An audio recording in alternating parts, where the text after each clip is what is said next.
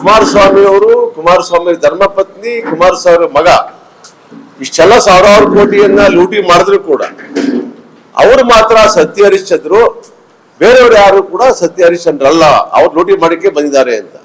ಈ ಹಣ ಇಲ್ಲಿಂದ ಬಂತು. ಸನ್ಮಾನ್ಯ ದೇವೇಗೌಡರ ಕುಟುಂಬದವರು, ದೇವೇಗೌಡರು, ಕುಮಾರಸ್ವಾಮಿ ಅವರು ಎಲ್ಲರೂ ಕೂಡ ಇಲ್ಲಿ ಯಾವ್ದು ಜಮೀನು ಯಾವ್ದು ಕೇತ್ಕಾನಹಳ್ಳಿ ಏನಾರು ಆಲೂಗಡ್ಡೆ ಬದನೆಕಾಯಿ ಬೆಳೆದಿದ್ರೆ ಅವ್ರಿಗೆ ಅನುಕೂಲವಾಗಿ ಇಷ್ಟು ಕೋಟಿ ಸಂಪಾದನೆ ಮಾಡೋದು ಅಷ್ಟ ಬೆಳೆ ಬೆಳೆದಿದ್ರೆ ಪಾಪ ರೈತರು ಬಹಳ ಕಷ್ಟ ಇದ್ದಾರೆ, ಅವರು ಕೂಡ ಹೇಳ್ಕೊಟ್ಟು ಕೋಟಿಗಟ್ಟಲೆ ಸಂಪಾದನೆ ಮಾಡೋದು ಹೆಂಗೆ ಅಂತ ಕುಮಾರಸ್ವಾಮಿ ಅವರು ಕುಟುಂಬ ಹೇಳ್ಕೊಡ್ಬೇಕು ಅಂತ ಹೇಳ್ಕೊತೀನಿ. ನಾನು ಇಷ್ಟೆಲ್ಲ ಯಾಕೆ ಹೇಳ್ಬೇಕಾಗಿದೆ ಅಂದ್ರೆ, ನಾನು DK ಶಿವಕುಮಾರ್ ಬಗ್ಗೆ, ಅವರಿಗೆ ನಮ್ಮ ನಾಯಕರು, ಈಗ ಅವ್ರ ಬಗ್ಗೆ ಮಾತಾಡಿದ್ರೆ ಯಾರು ಮಾತಾಡ್ಬೇಕು, ಎಷ್ಟು ಮಟ್ಟಿಗೆ ಮಾತಾಡ್ಬೇಕು, ಟೀಕೆ ಟಿಪ್ಪಣಿಗಳು ಆರೋಗ್ಯಕರವಾಗಿರ್ಬೇಕು, ಆಮೇಲೆ ನಮ್ಮ ಮಾತು ಟೀಕೆ ಟಿಪ್ಪಣಿಗಳು ಒಂದು ಗೌರವಯುತವಾಗಿರ್ಬೇಕು, ತೂಕ ಇರಬೇಕು ಅಂತ ನಾನು ಅನ್ಕೊಂಡಿದ್ದೀನಿ. ಆದ್ರೆ ಇವೆಲ್ಲವನ್ನ ತಿಲಾಂಜಲಿ ಇಟ್ಟು ಬಹಳ ಹಗುರವಾಗಿ ಹಿನ್ನೆಲೆ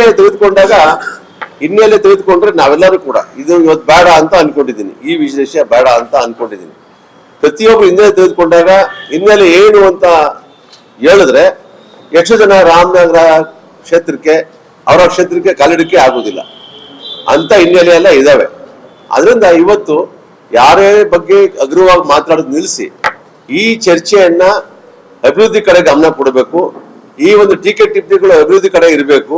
ಇದು ಸಾರ್ವಜನಿಕರಿಗೆ ಆಹಾರ ಆಗಬಾರ್ದು. DK ಸುರೇಶ್ ಅವರು ಕೇವಲ 10 ತಿಂಗಳ ಅವಧಿನಲ್ಲಿ ಈ ರಾಜ್ಯದ ಇತಿಹಾಸದಲ್ಲಿ ಇಷ್ಟೆಲ್ಲ ಒಕ್ಕೂಟಗಳಿದ್ದಾವೆ, ಈ ದೇಶದ ಇತಿಹಾಸದಲ್ಲಿ ಕೂಡ 10 ತಿಂಗಳಿಗೆ ಇಷ್ಟು ಹಣವನ್ನ 74 ಕೋಟಿ ಹಣವನ್ನ ಆದಾಯ ಮಾಡಿ ಅದ ರೈತರಿಗೆ 60 ಕೋಟಿ ಹಣವನ್ನ ವಾಪಸ್ ಕೊಟ್ಟರು ಉದಾಹರಣೆ ಈ ರಾಜ್ಯದ ಇತಿಹಾಸದಲ್ಲಿ, ಈ ದೇಶದ ಇತಿಹಾಸದಲ್ಲಿ ಎಲ್ಲೂ ಕೂಡ ಇಲ್ಲ.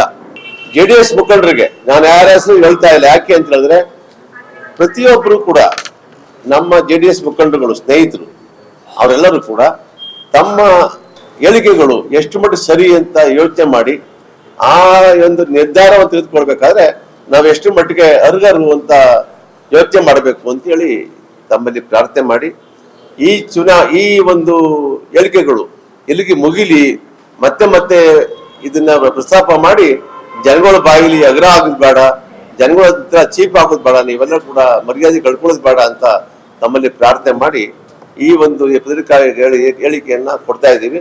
ಕರುನಾಡು ಟೈಮ್ಸ್ ಚಾನೆಲ್ನಲ್ಲಿ ಸುದ್ದಿ ಮತ್ತು ಜಾಹೀರಾತು ನೀಡಲು ಈ ನಂಬರ್ಗೆ ಕರೆ ಮಾಡಿ.